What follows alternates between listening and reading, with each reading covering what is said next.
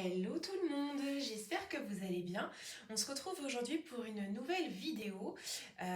Donc ça va être un unboxing et la découverte d'un nouvel oracle que je me suis procuré. Il s'agit d'un projet que j'ai back sur Kickstarter. Je l'ai reçu assez rapidement parce que parfois il y a certains projets qui prennent au moins un an avant de nous parvenir. Mais là ça a été très rapide, c'était pas très cher. Je vous mettrai les liens en barre d'infos.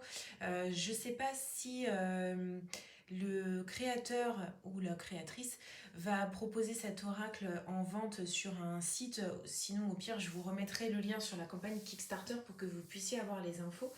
Mais voilà, du coup, c'est le Wednesday Child Oracle Cards et je l'ai trouvé très sympa, que ce soit au niveau des graphismes tout autant que les, ce qu'il y avait sur les cartes en fait en termes de mots-clés, etc. Donc on va découvrir ça ensemble. Je l'ai reçu avant-hier.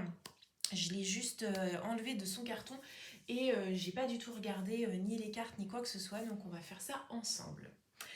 Donc déjà dans un premier temps, le deck arrivait dans une espèce de pochon comme ça, un peu en suédine.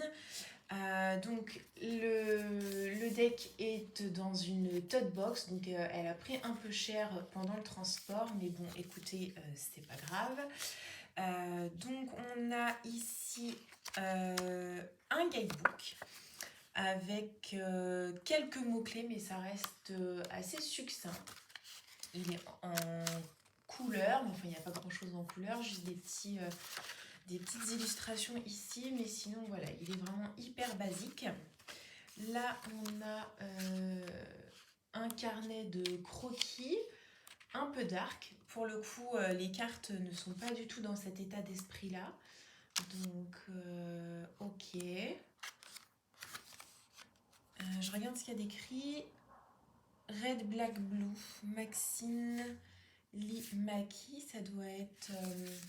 donc ça c'est le nom de la créatrice avec son site internet, son Etsy. Donc il y a peut-être des chances de retrouver le deck sur son Etsy, j'irai voir. Et son compte Instagram. Ok. Et donc là j'ai des petites... alors c'est plus grand qu'un format carte postale. Mais voilà, j'ai deux planches d'illustration. Bon, c'est pas trop... J'accrocherai pas ça, je trouve ça un peu sombre en fait, et un peu déprimant. Mais ok. Ah oui, il y a un côté un peu Baba Yaga ou Hansel et Gretel. Là, ici, on peut voir la tête d'une sorcière avec deux petits-enfants dans une espèce de maison. Ok. Ok, ok. Et donc, ce qui nous intéresse, à savoir le deck. Alors, je suis en train de regarder, je ne sais plus combien de cartes il y avait à l'intérieur, mais un nombre assez raisonnable. On n'est pas sur un tout petit deck, voilà. Le dos se présente comme ceci, et ce que j'avais bien aimé, c'est que les couleurs changent, donc je trouvais ça assez sympa. On avait le choix entre plusieurs bordures, alors soit rien du tout, neutre, soit bordure noire. Moi j'ai pris les bordures en or vieilli. Et au niveau des cartes, on est sur quelque chose de très bonne qualité. Elles sont fines et souples, mais elles ont un côté un peu plastifié en termes de texture, avec un effet comme ça. Je pense que vous verrez un effet de matière. Et moi j'aime bien les cartes comme ça parce que ça glisse bien. Donc je trouve ça vraiment très agréable à battre. Et en termes de format, on est sur un format poker. Donc pour les petites mains, c'est vraiment super génial. Donc on avait une première carte qui est blanche, donc pour les plus créatifs, voilà, il y a la possibilité de pouvoir créer une carte supplémentaire. Là on a une petite carte de présentation, ici aussi, et donc là on va démarrer avec le contenu du deck. Donc il y a une bordure, mais c'est pas gênant puisque comme vous allez pouvoir le constater au niveau des illustrations, on est vraiment sur une image principale avec une phrase clé. Donc voilà, pour moi la bordure n'est absolument pas gênante, au contraire, puisque je trouve que l'illustration centrale reste bien mise en valeur. Donc on y va, c'est parti, je fais défiler les cartes.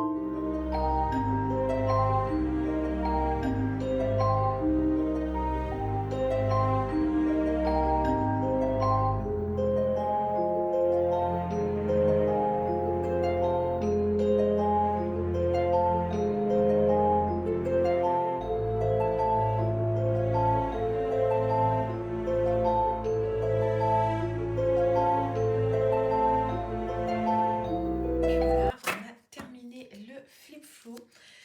Au niveau de mes premières impressions, bon, je suis pas du tout déçue. Je savais que j'aurais un petit coup de cœur pour ce deck et je suis agréablement surprise parce que là, en ayant pris le temps en fait de vraiment lire et bien regarder le contenu des cartes, je trouve que c'est un deck qui est vraiment multifonction. Pour moi, on peut aussi bien faire de la divination que du développement personnel. Je pense également qu'on peut faire des tirages orientés un peu shadow work. On peut s'en servir aussi pour moi pour des petits tirages quotidiens pour avoir une petite guidance, un petit conseil.